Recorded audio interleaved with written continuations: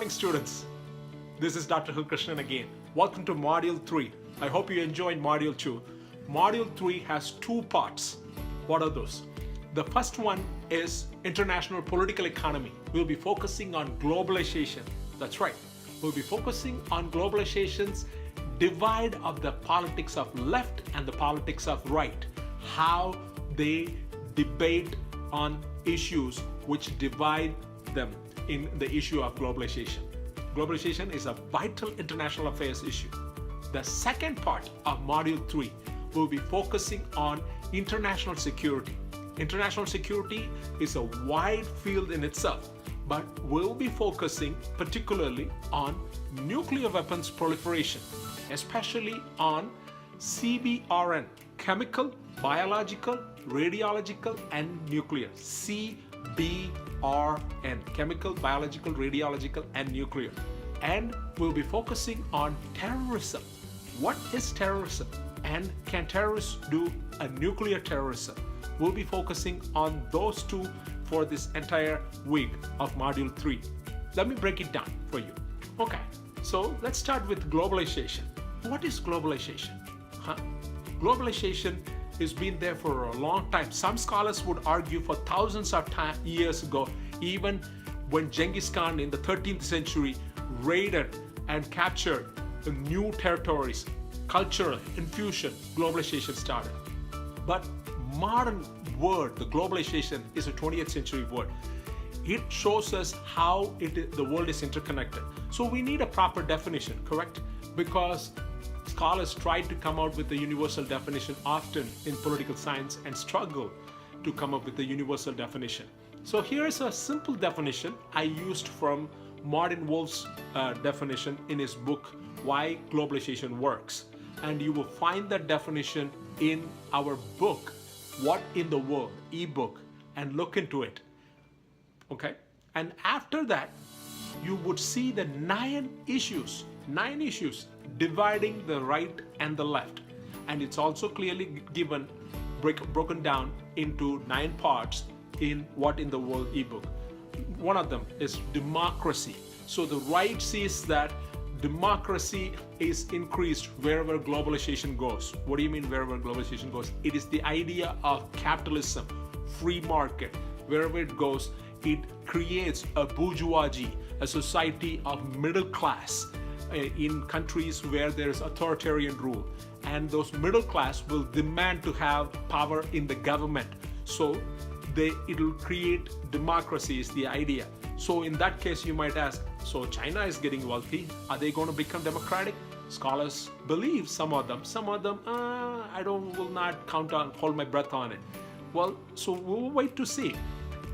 Similarly, there are other issues. For example, environment. How environment is affected by globalization. Wherever these multinational companies go, the left believes it creates environmental destruction, whereas the right believes there's a market method, way to protect the environment.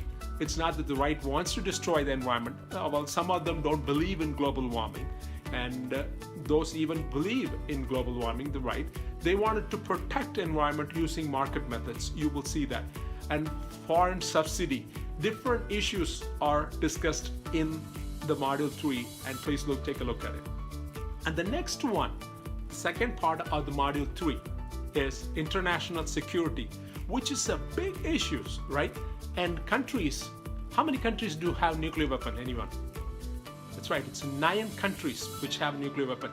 The United States went nuclear, and then the Soviets went nuclear, correct? We saw that in the last class. But right after that, the British and the French, and followed by Chinese, the 5. Look at them, those are the top 5 major permanent players in the UN Security Council, right? And after that, India went nuclear, Pakistan went nuclear, North Korea went nuclear, Israel, OPEC, policy of their don't agree or disagree, right? So 9 countries which have currently nuclear weapons. And now the worry is, it's not just states using it, possibly, but what about terrorists get their hands on?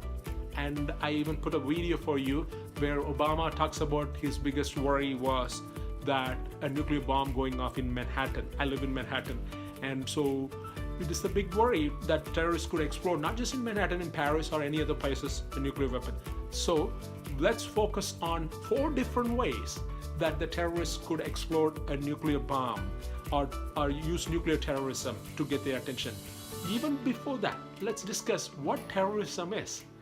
This is another definition the scholars debated for a long time and didn't come up with a universal definition. They struggled.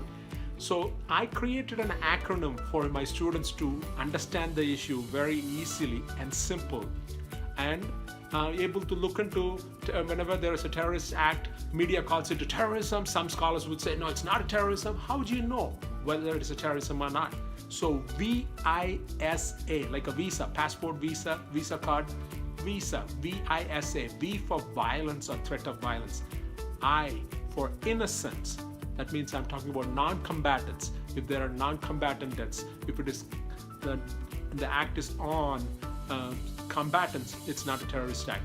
Staged, S for staged, whether the act is staged, not trying to hide it, but want the world to talk about it. Terrorists want their acts to be talking around the world, all over the media, so they get attention to their cause.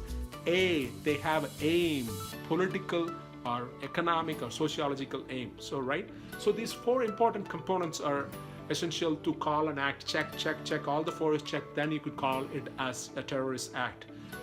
Now, nuclear terrorism, coming back to it, 4 of them, making it simple, 4 phases of nuclear terrorism, right? Charles Ferguson wrote a book called 4 Phases of Nuclear Terrorism. From that, I take these 4 points for my students. And what are those? Either a terrorist group could buy or steal a nuclear weapon from a country, a poor country, or anyone which wants the other country to be nuked, and give it to the terrorists. And the second one is that terrorists themselves could make a nuclear weapon, which is a very hard process. Why?